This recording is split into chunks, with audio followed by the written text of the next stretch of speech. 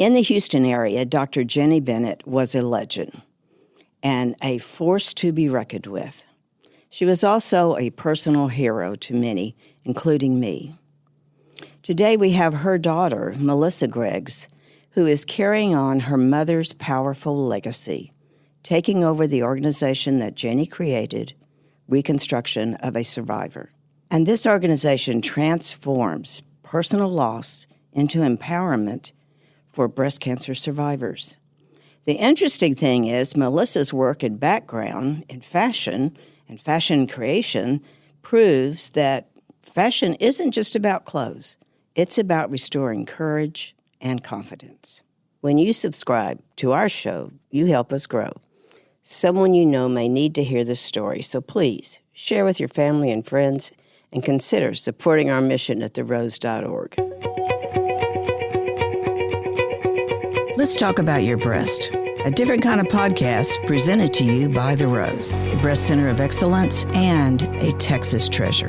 You're going to hear frank discussions about tough topics, and you're going to learn why knowing about your breast could save your life.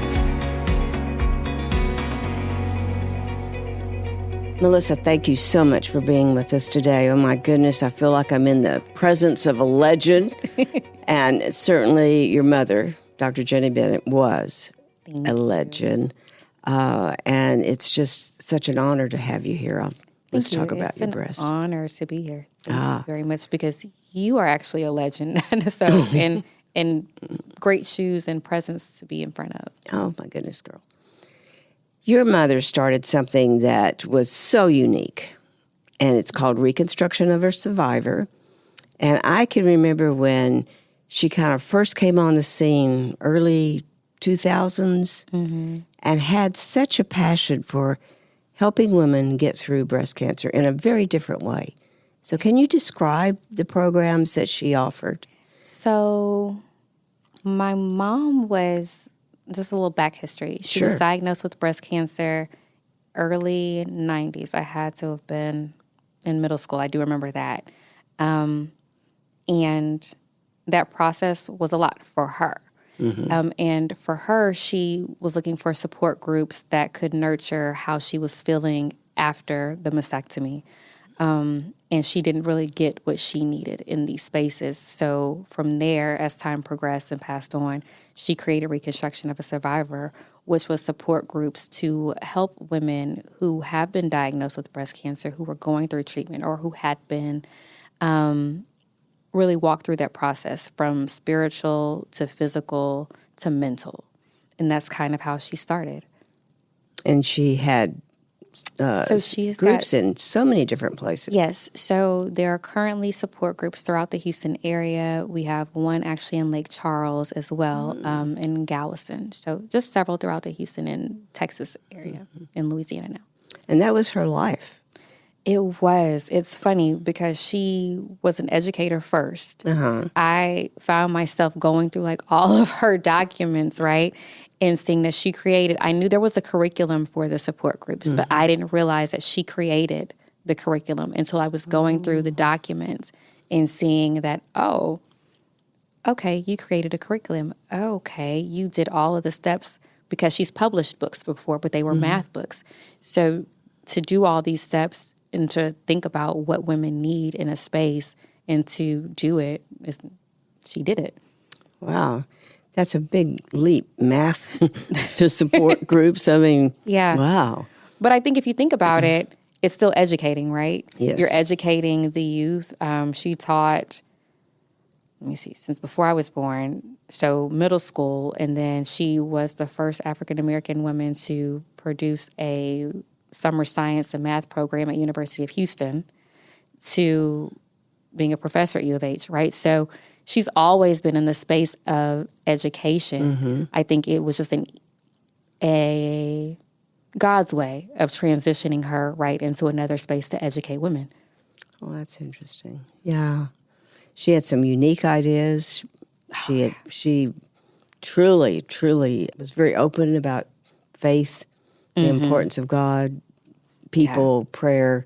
You knew when Jennie talked, and you knew that if she asked you something, you had to do it because she was not going to let you off. That is funny. Everybody says that. That has been the one thing that everybody has said across the board. Like, if your mom asked me to do something, I would do it.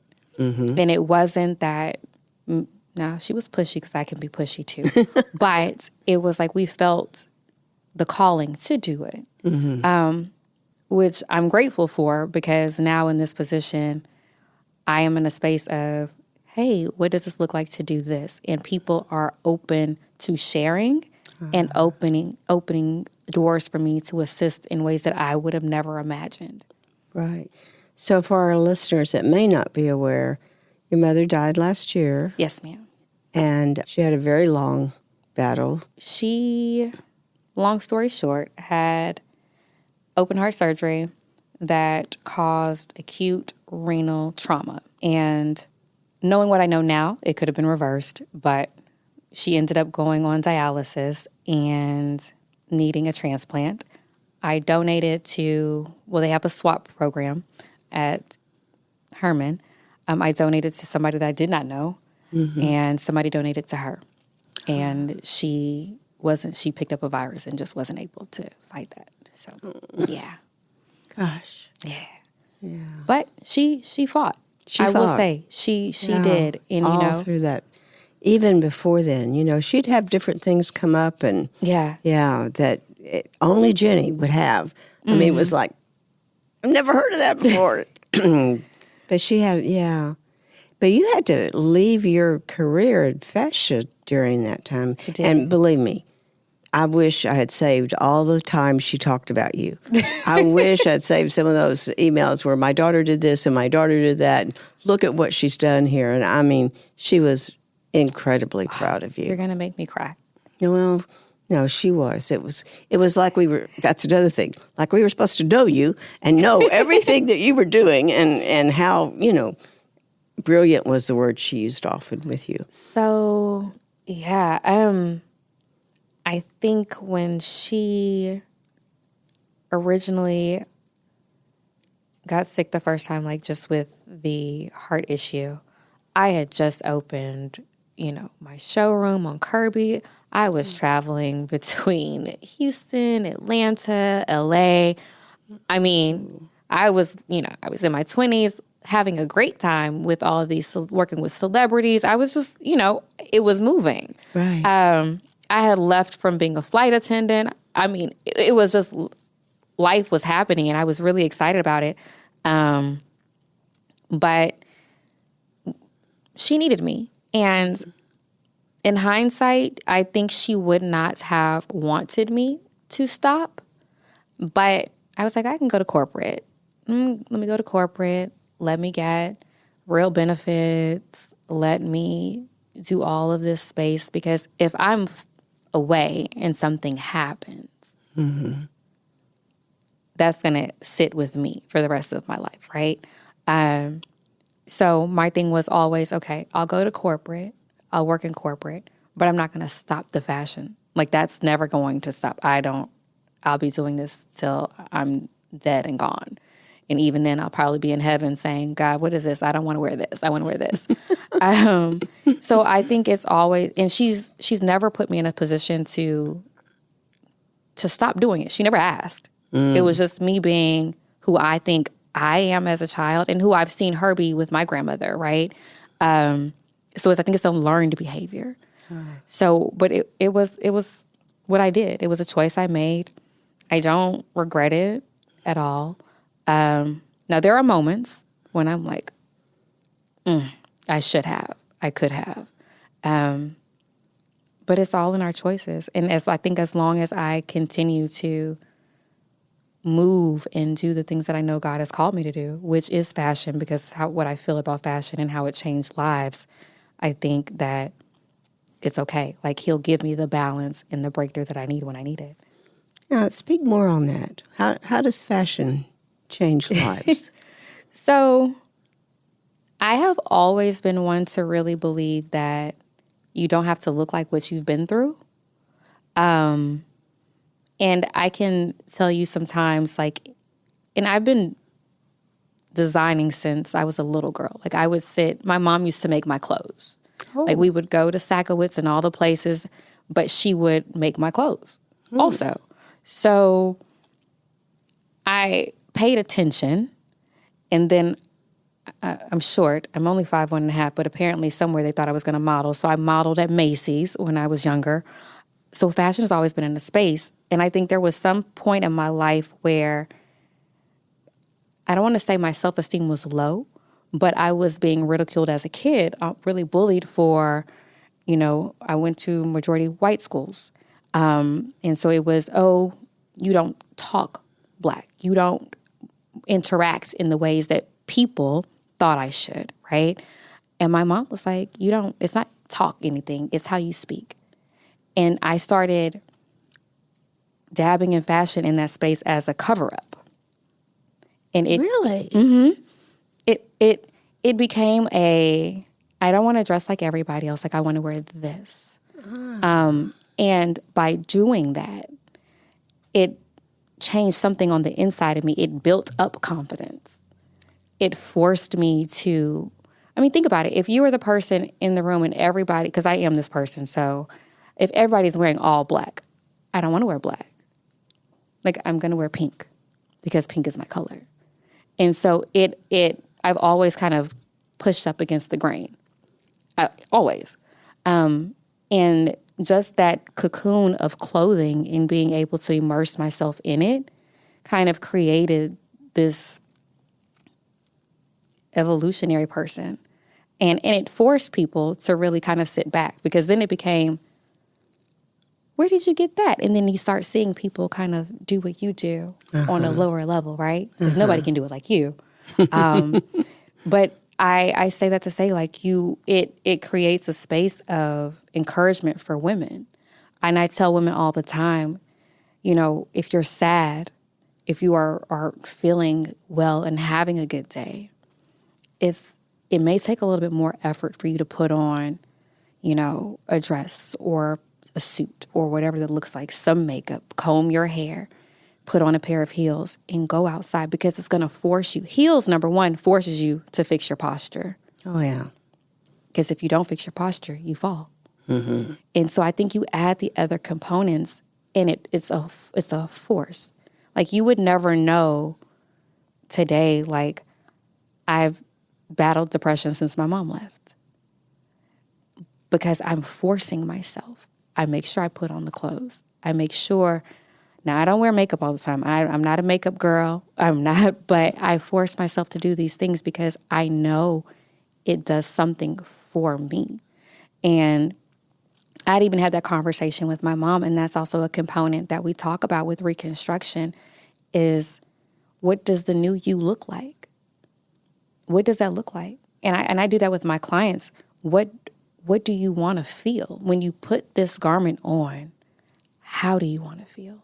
Oh, Melissa, that's really profound. Especially for someone who's been through treatment or surgery or any of that, It's real easy to not dress up. It's real easy to. It is, yeah. But even if you wore sweats, listen, I like a good sweatsuit. I like a nice set. But even if I wear sweats, if I'm just feeling like, okay, listen, I don't have it today. Y'all are going to get this sweatsuit. But I might put on heels with sweats. Why not? Because it's going to force me to stand tall. And so I think that's the space that I really want women to feel like, what do you want to feel in this day? Because you're going to have your bad days. You're going to have the days you don't want to get out of bed. And that's fine. Stay there. But it can't last forever. No. How do you describe the depression you said that you've been in? Or how do you know? What is different in you? It's functional. Now, sometimes it's not. And I don't want to say, I think it's a hybrid. I think it's grief. And I know it's grief. And, there's all of these different components to grief. But I also know maybe it's depression because I have days I don't want to get out of bed. I don't want to be social. I don't want to, because I've always been a social butterfly. Like, I remember report cards, very talkative. She does what she wants to do, right? And so it's all of the things that has, right now I'm in a space where I don't. And I'm slowly, when you look at the movies and somebody opens up the curtains in a dark room and it's like, bam, here's the sunlight. I feel slowly like the curtains are opening for me, and there is a transition for me now there's a new Melissa, right? There's a Melissa that is, I have always had my mother and my father, right? So what does it look like to lose one of your limbs? And so I actually told, when I first came into being the acting director, everybody was so excited. It was a whole thing. I remember the announcement was made at the funeral, and I was like, oh, y'all, I did not ask y'all to do this, right? And everybody's clapping and looking at you, and it's all eyes on you. But I was fighting. I was fighting every morning to get out of bed. Every morning. And I just kept feeling like, okay, I saw my mother fight and do things when she didn't even feel like it. And so I know that there are women who are in need of what my mother started. And even just in general, women who are in need of something. And so for me, getting up was my first stance. There is no time to be sad. Now, I was about to sit here and cry in front of you, right? Like, so it's okay. You always have times of being sad. Yeah, no, and it happens. Yeah. But what I've realized is where I have been blessed thus far to always have great mammograms, right? I'm still a survivor in my own right.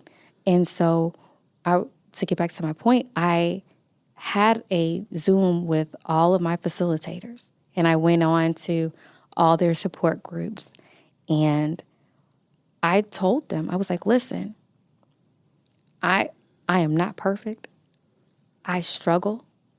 I was like, but some of you have faced the worst news in your life where you thought you were no longer going to be here.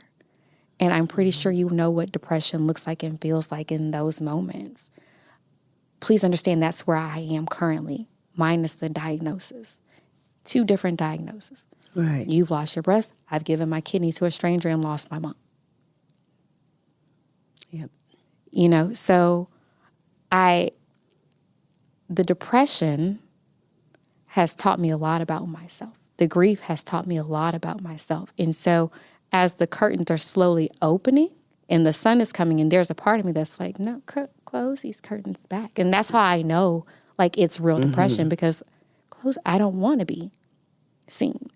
And my mom was very, like, she'd come into a room, she could talk to a stranger, and by the end of it, she can tell you their life story. Yes. And all, like, very friendly. Very, very, very friendly.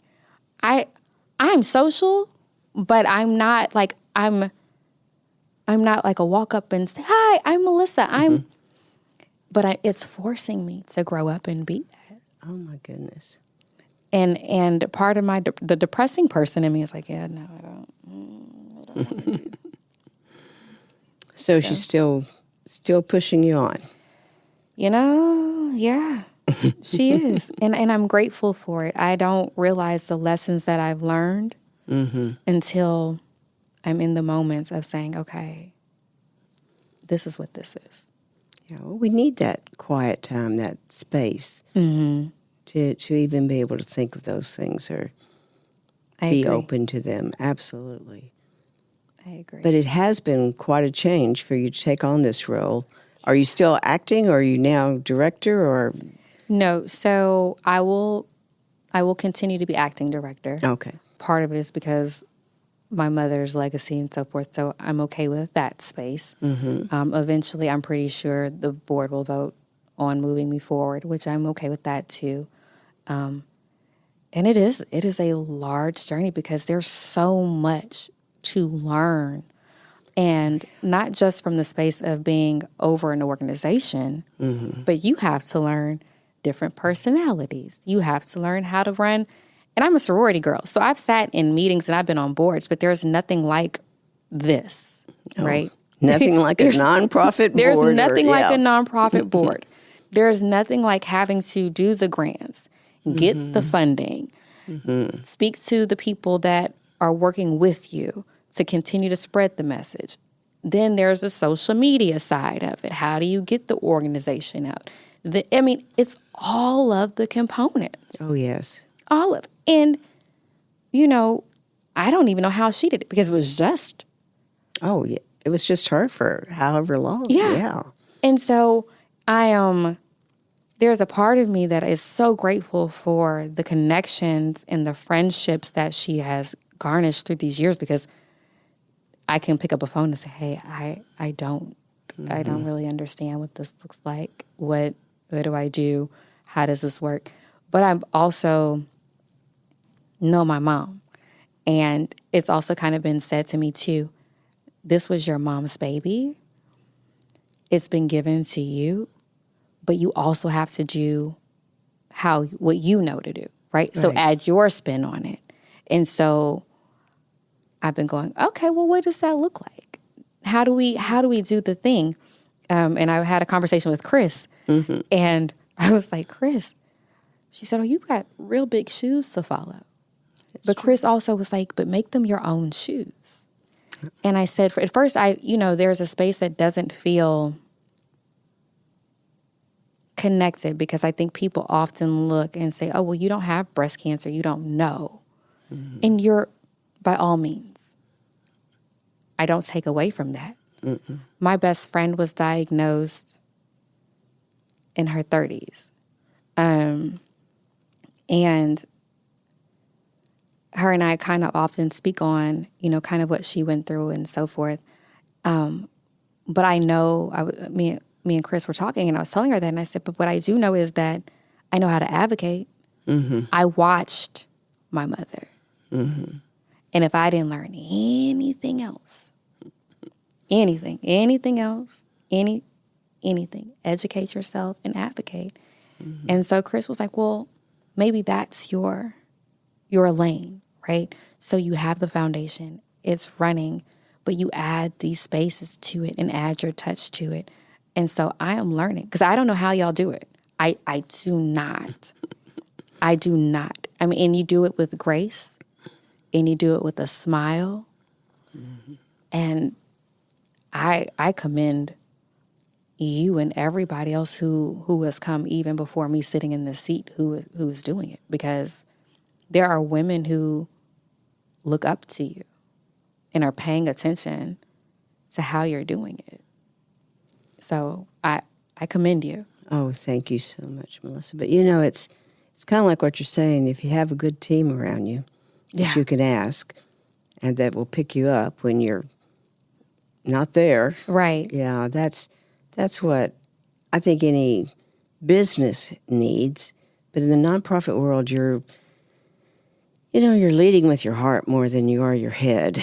And sometimes that can serve you well, and sometimes it can lead you in different ways. But is there a balance? Do you think there's a balance between leading with your heart in your head? Because sometimes, like I can tell you, you got to spend money to make money. But that's not always the case in the nonprofit sector. No. So how do you go about that? Like, how do you find your balance? Okay, first of all, if we were just talking about women in the working environment, there is no life-work balance, period. There's none. I used to try to say, oh, yeah, someday you can get no, it isn't.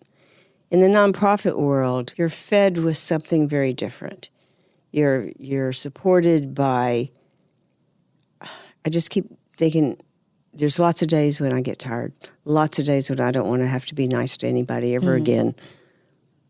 But never has there been a day I didn't want to go to work.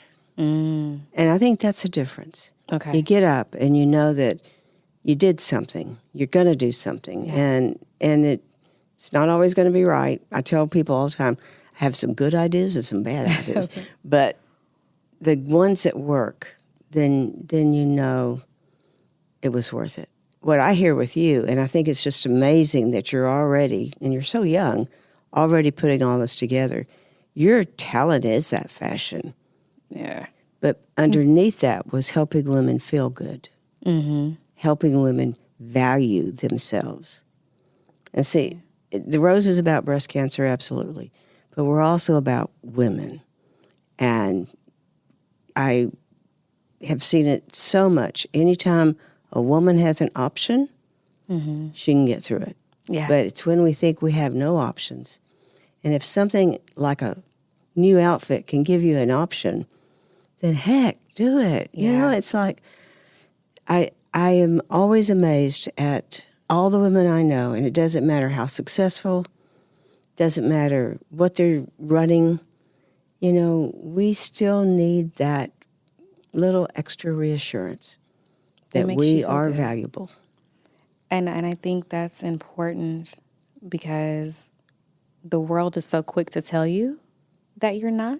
Well, you yourself are quick to tell you you're not if we get down to it. You know, that too. Boy, when I hear myself doing that, I go, that's not like you. Yeah. You know, and I go back to my ABCs. You are able. You are I love bold. You are, and as long as I can get to Z, I don't have many letter things in the words in that group, but that will move me off that track. I like that, ABCs. And I'll say, okay, today it's going to be about how I look. I am attractive. I am beautiful. I'm cute. And today it's going to be about how competent I am. I am able. I am bold. I am courageous. You know, whatever words, because we're the first voice we hear. Yes. And see, you've offered women a different way of hearing themselves. Yeah. What is it you want to be in that suit? What is it you're going to do in this? Yes, I genuinely think, listen, we live in Houston. It's hot, right? It's humid. And so when you wake up in the morning, it is really I've got to go outside. It's hot. It's humid. I don't want to sweat. I don't want to do all these things. So, and I have to look presentable. Ugh. Because that's really, I'm telling you, even for the podcast, I was like, what am I? My social media post was, okay, do I have to wear makeup? And if so, how much makeup? And what am I going to wear? And so I just started laughing because that was literally my thought. And I said, okay, it's hot. I don't want a suit. I want to wear something comfortable but cute, business but casual. And how do I want to feel? I was like, I know if I wear this, my mom was going to be like, yeah, no, that's not it, right? But I think that's the thing with us women. I'm sitting in front of you. I knew I couldn't have Step coming in front of you, right? But so I had to be presentable. But I think we as women we are, like you said, we are our first point of contact. And that tape that plays in our head. And I know me, I would have never forgiven myself had I come in here not being true to who I am aesthetically. And if I would have seen any footage or any photos, I would have said, girl, what did you have on? Now, I might say that when I see my face because I have not been sleeping and I feel like I usually go have a makeup artist and all the things, right? But I was like, I'm not this morning. But I know, like I might look at it and be like, ooh, I probably should have gone with my first mind. Oh, no. But we are our critics. We are. And I don't ever want women to feel like you said, you're not worthy. Because you're worthy of every single thing that you put your mind to. Absolutely. But let me tell you, you're radiant. I don't want you to even worry about that at all. I can see all of Melissa and a little bit of Jennie in here. Thank you. I appreciate that. You know, you've taken on a very big role, though, with this new organization. I have. I hope you know you can call on us anytime. I appreciate that. And when you talk about Chris is with the Rose. She's our pink-haired rapper. And she's been on the show. I just want to be sure people know. But Chris has her own way, too. We all have our own way.